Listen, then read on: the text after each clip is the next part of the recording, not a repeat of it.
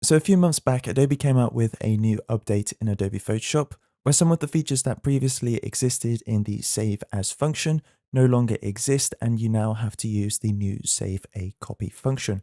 But as of now, Photoshop have actually also brought out a new legacy Save As function, which means that you can actually revert back to the original Save As that came with Photoshop. And in this video, we're going to be covering how you can achieve this in your own Photoshop. Great, so I have Adobe Photoshop open, and what we'd normally do to save a file is we'd go to File, Save As, and we'd either use Save As or Save a Copy. So Save a Copy came out with this recent update, whereas before, if we went to Save As, you could select the format at the bottom here and choose from any of the options in the drop-down. But now, as of 2021, we're actually only limited to a Photoshop file, which is a PSD file, a large document format, or a TIFF file. And in order to bring up any of the other formats that we can actually save within Photoshop, you'd have to go to Save a Copy. And as you can see, this brings up the Save a Copy window. And here we have a whole list of different options when it comes to saving files in Photoshop.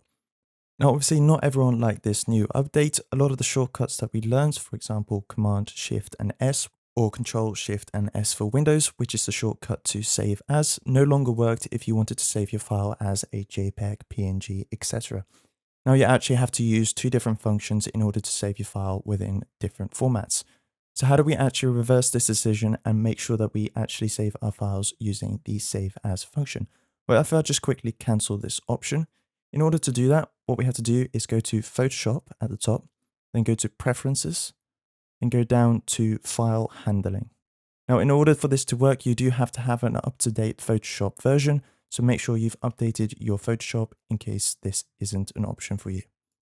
So once you've brought up this option, obviously the Preferences window appears, and one of the tick boxes under the File Saving Options window is Enable Legacy Save As. And this is the option that you want to tick in order to bring up that original Save As box. So as you can see, it comes up with a small warning, which basically says that when you save your file, the word copy will not be included in the title, and therefore you have to watch out that you don't accidentally overwrite your original file.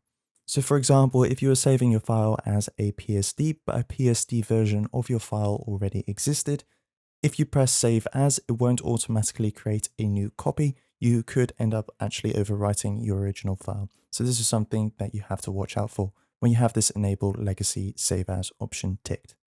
So now that we understand what that warning means, all we have to do is press OK, and then press OK in our preferences in order to confirm that choice.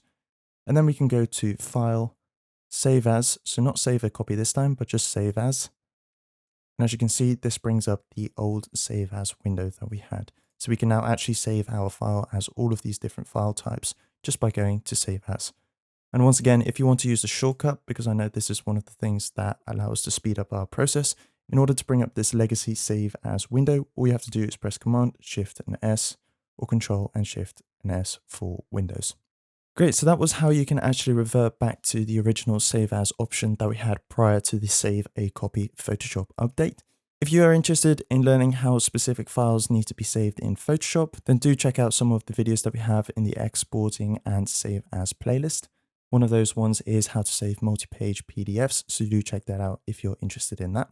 And also remember to leave a like on the video if you enjoyed the content and to subscribe to the channel to make sure you never miss a new Photoshop tutorial.